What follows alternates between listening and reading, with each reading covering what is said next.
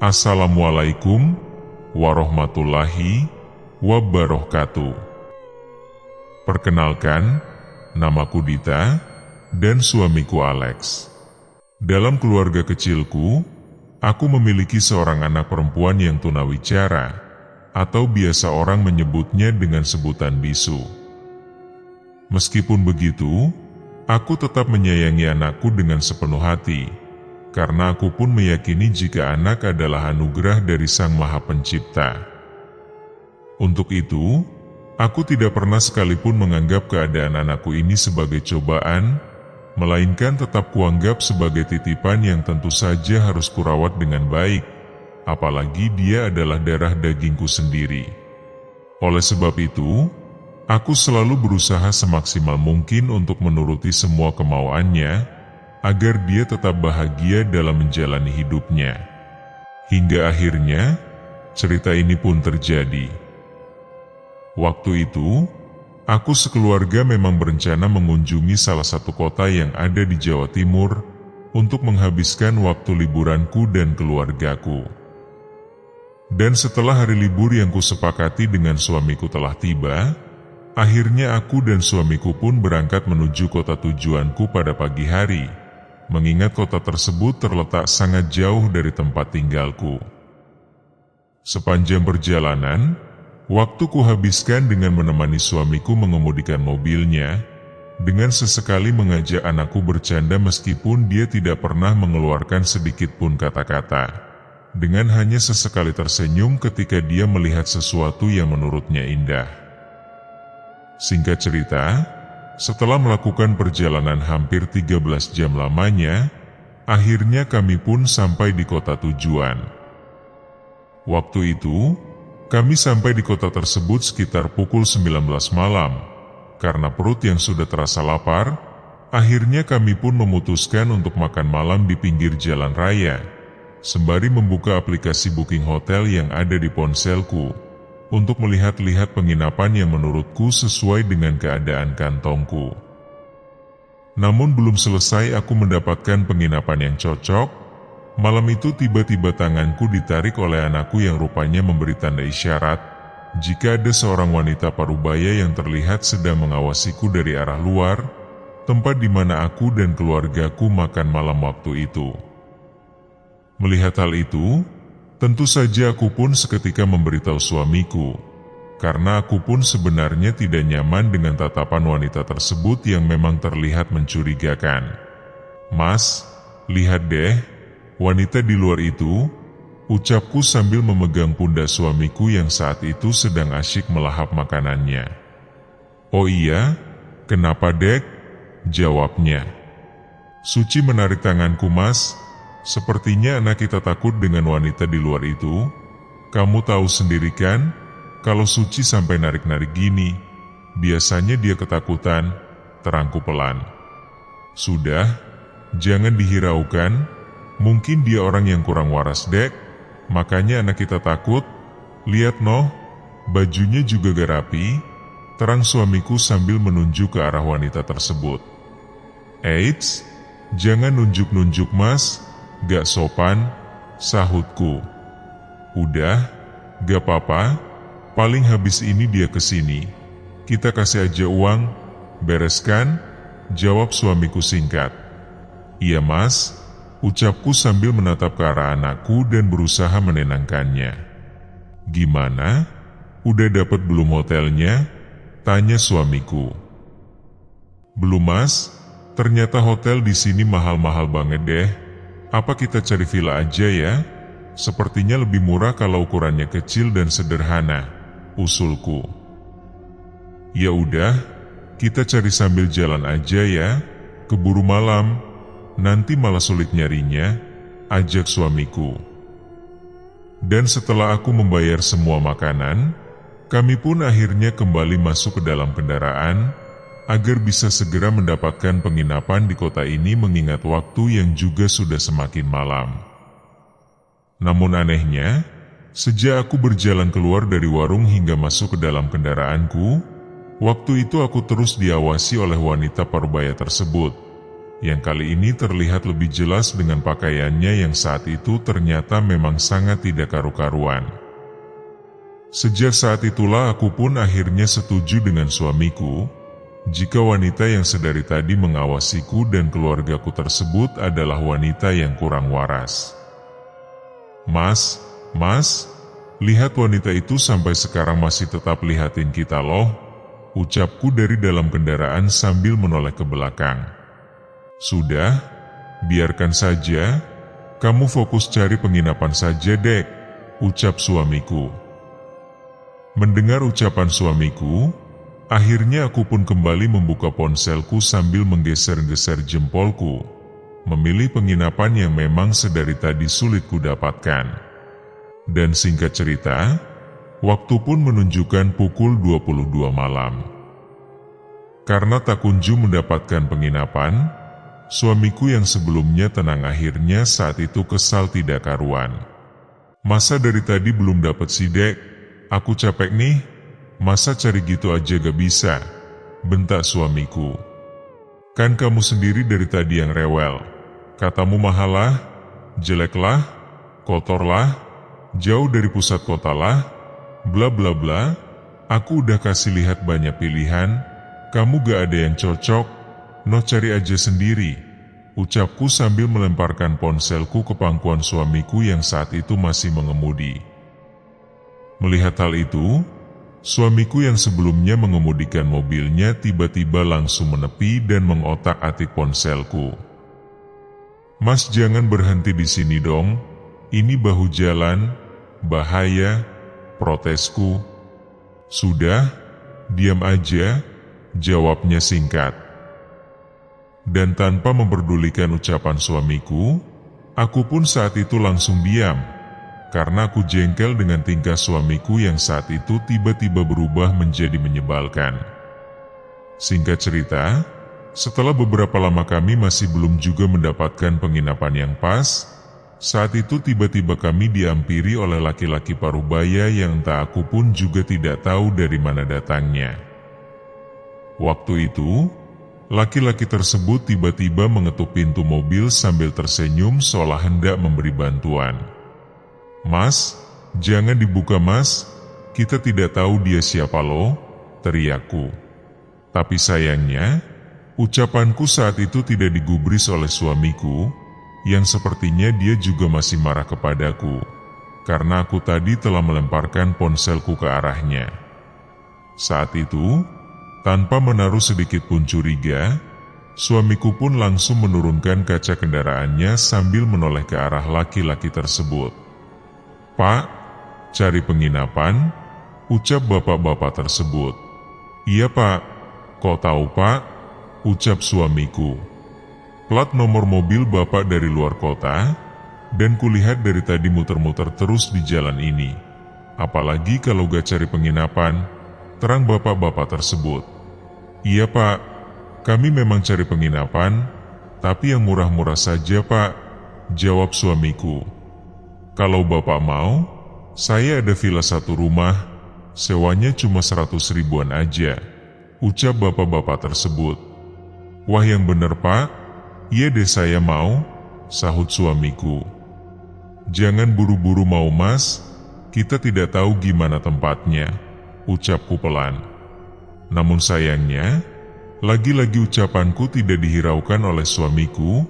Dia tetap diam sambil menyalakan kendaraannya dan mulai mengikuti motor yang dikemudikan oleh bapak-bapak yang menawari penginapan tersebut kepada kami.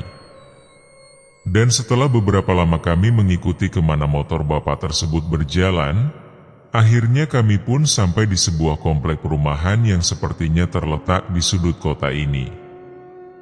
Saat masuk di area perumahan tersebut, aku disambut oleh senyuman dari Pak Satpam yang saat itu membukakan penghalang jalan yang sebelumnya memang sudah tertutup. Setelah kami memasuki area perumahan tersebut, sebenarnya aku merasakan hawa yang ada di sekitar tiba-tiba berubah menjadi lebih dingin dari biasanya. Ditambah lampu penerangan di area jalan komplek tersebut banyak yang sudah mati. Dan tanpa menghiraukan hal itu, kami pun terus membuntuti motor bapak-bapak tadi. sambil berharap penginapan yang akan kami tempati nanti sesuai dengan ekspektasi. Dan akhirnya, setelah tanjakan jalan mulus yang tidak jauh dari pos satpam, kami pun sampai di sebuah rumah yang kuduga kuat rumah tersebut adalah rumah yang ditawarkan bapak-bapak tersebut kepada kami. Itu terlihat dari motor bapak tersebut yang sebelumnya terus berjalan. Saat itu tiba-tiba telah berhenti dan kini beliau terlihat berdiri sambil menunggu kami keluar dari kendaraan. Dan benar saja, rumah inilah yang ternyata ditawarkan kepada kami, yaitu sebuah rumah kecil dengan beberapa kamar tidur yang terlihat rapi dan lengkap dengan perabotan yang sepertinya sudah siap untuk digunakan. Bahkan, waktu itu aku juga melihat adanya pohon besar yang berdiri tegak di depan rumah ini. Pohon tersebut terlihat rapi meskipun sepertinya sudah berusia puluhan tahun berdiri di sini. Dan tanpa memperdulikan hal itu, aku pun berjalan pelan mengelilingi rumah ini, yang ternyata juga ada rumah dengan bentuk yang sama yang terletak tepat di belakang rumah ini.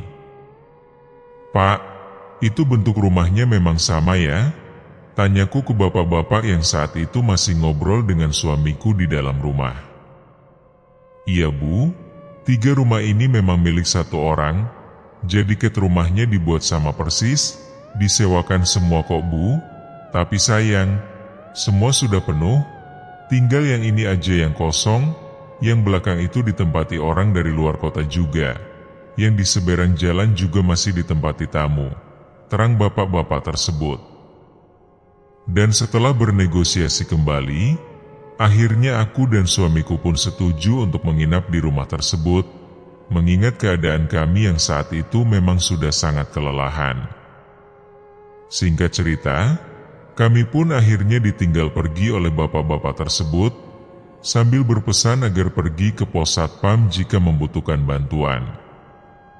Malam itu, setelah semua barang-barang sudah diturunkan dari kendaraan, aku pun segera membuatkan minuman hangat untuk suamiku, karena aku pun tahu jika saat itu dia pasti kelelahan karena sudah mengemudi seharian. Dan setelah minuman kuantarkan, malam itu pandanganku teralihkan dengan anakku yang saat itu tiba-tiba diam di balik jendela kaca yang ada di ruang tengah rumah ini, sambil menghadap ke arah luar rumah. "Kamu lihat apa sayang? Udah jam 12 malam loh. Cepat tidur, besok kita jalan-jalan," ucapku sambil memeluknya dari belakang. Tapi anehnya, anakku yang sebelumnya selalu menciumku ketika kupeluk, waktu itu dia tetap diam sambil menunjuk ke arah rumah yang ada di seberang jalan. "Lihat apa sayang, ada orang tua di situ," ucapku sambil ikut melihat ke arah rumah yang ada di seberang jalan. Waktu itu, di rumah yang ada di seberang jalan, aku memang melihat ada seorang wanita tua dengan anak perempuan yang sepertinya seumuran dengan anakku. Mereka terlihat duduk bercengkrama sambil sesekali tertawa entah kenapa. Melihat hal itu, tentu saja aku pun kembali mengajak anakku untuk tidak menghiraukan orang tersebut, mengingat waktu yang saat itu sudah semakin larut. "Sudah jangan dihiraukan nak, ayo tidur sama mama ya," ajakku. Dan lagi-lagi, anakku saat itu hanya diam seolah tidak menghiraukan keberadaanku di sampingnya. Tapi anehnya, ketika aku kembali menoleh ke arah rumah seberang tersebut, tiba-tiba penghuni rumah seberang tersebut sudah berdiri menatapku, sambil melontarkan sebuah senyuman yang terlihat sangatlah mencurigakan.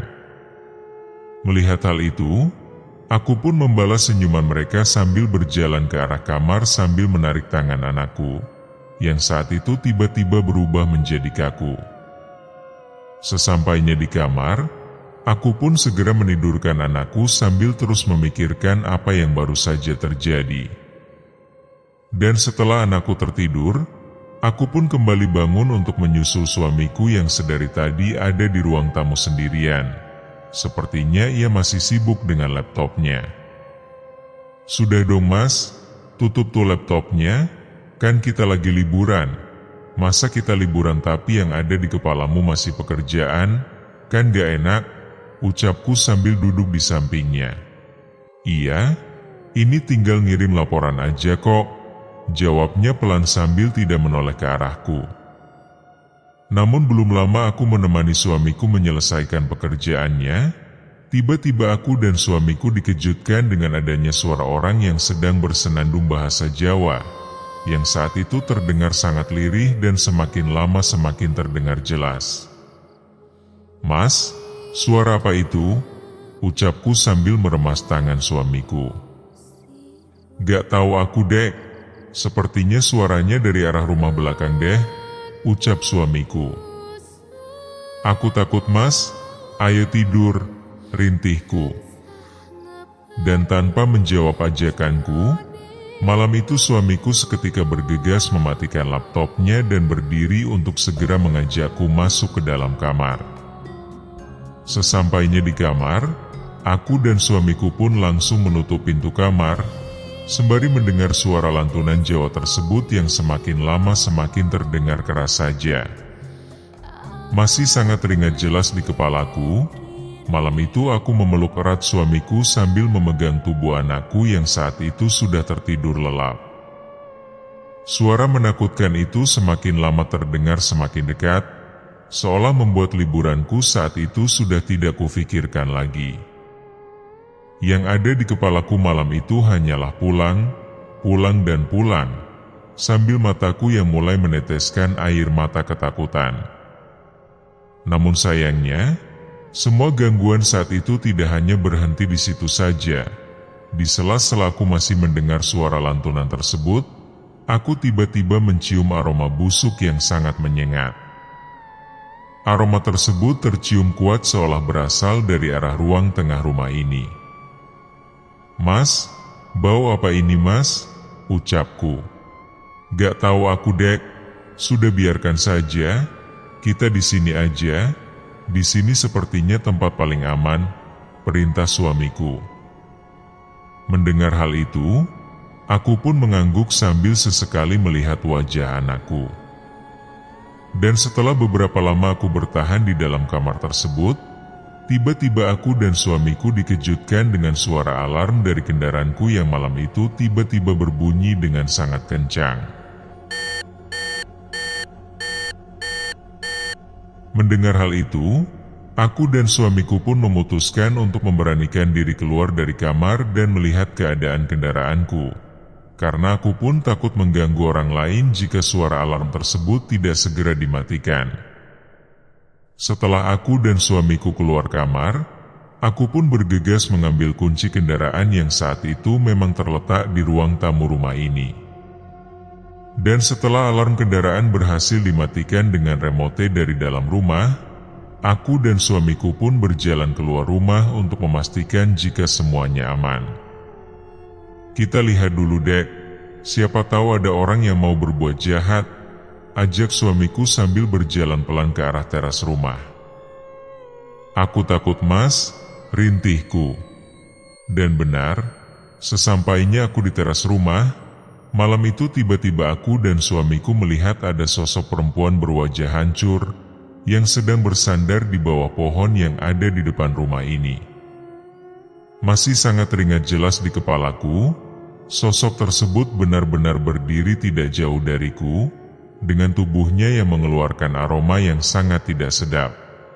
Bahkan, meskipun hanya sebentar aku melihatnya, tapi aku sangat yakin, jika sosok tersebut berwajah hancur, itu terlihat dari bagian hidung dan bibirnya yang saat itu memang terlihat sudah sangat tidak karuan. Melihat hal itu, tentu saja aku pun seketika berteriak ketakutan, dengan jantung yang seketika berdegup kencang. Tanpa lama-lama lagi, aku dan suamiku pun langsung berlari kembali masuk ke dalam rumah, dan segera mengunci pintunya dari dalam. "Mas, ayo pulang mas," ajakku sambil menangis terseduh-seduh. "Iya, besok kita ke hotel ya dek," jawab suamiku. "Gak mau mas, aku maunya sekarang, aku takut mas," paksaku. Di tengah-tengah aku masih berdebat dengan suamiku di ruang tamu, tiba-tiba aku mendengar suara tawa anak kecil yang bersumber dari kamar. Hihihihihihihi.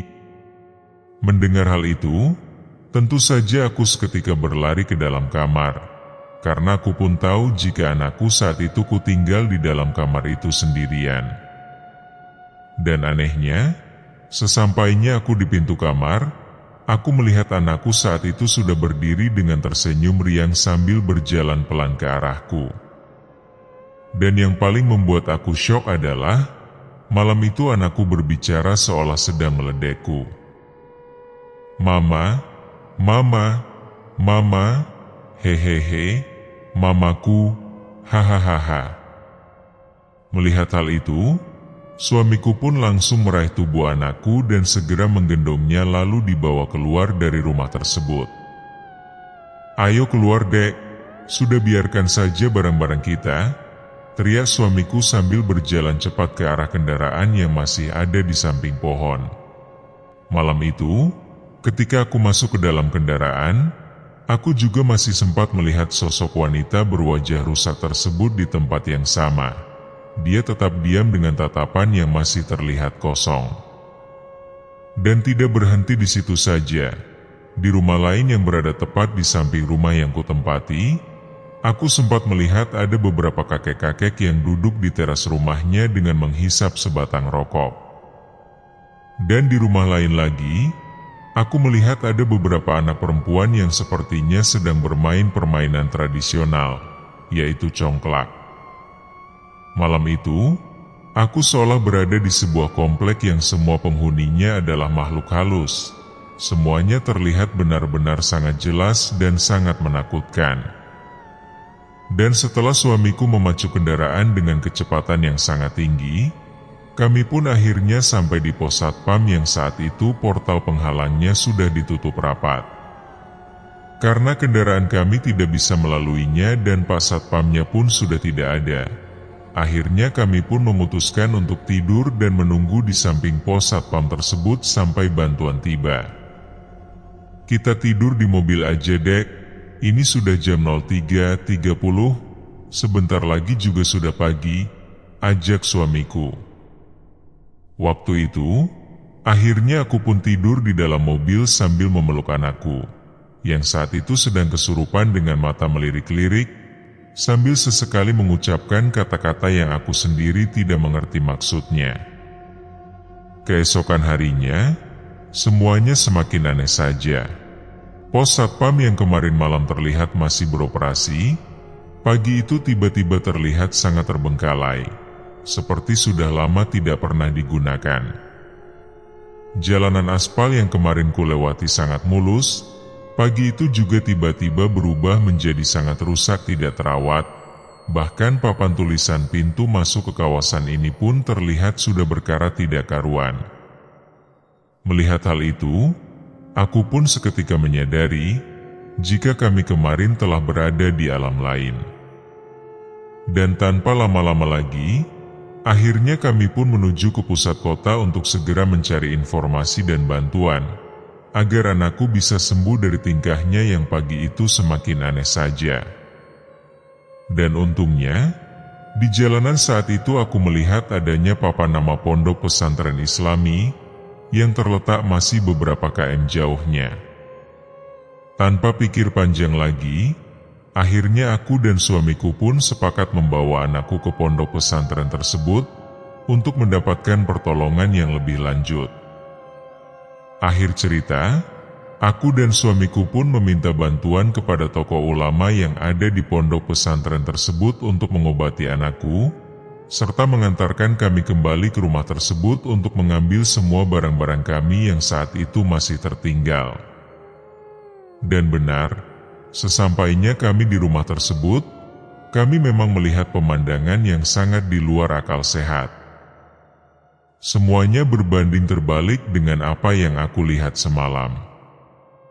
Rumah-rumah yang semalam terlihat masih dihuni oleh orang, siang itu sudah sangat terbengkalai dan berantakan.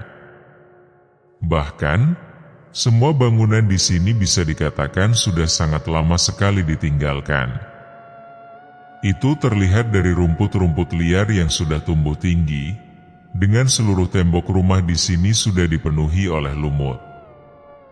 Hal itulah yang membuatku akhirnya sangat yakin, jika kemarin malam sebenarnya kami tidak berada di alam ini, tetapi di alam lain. Menurut tokoh agama yang mengantar kami siang itu, komplek ini sudah ditinggalkan sangat lama, sudah jarang sekali ada orang yang berkunjung ke sini, karena selain letaknya di atas bukit, akses jalan ke sini sangatlah rusak. Hal itulah yang membuat tempat ini akhirnya ditinggalkan meskipun menyajikan pemandangan alam yang sangat memanjakan mata. Dan yang kulihat semalam, itu adalah alam gaib yang ada di tempat ini.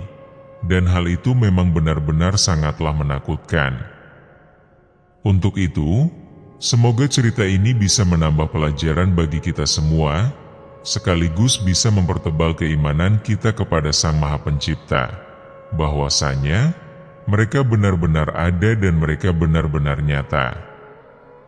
Terima kasih teman-teman, semoga cerita ini menemani hari-hari kalian. Wassalamualaikum warahmatullahi wabarakatuh.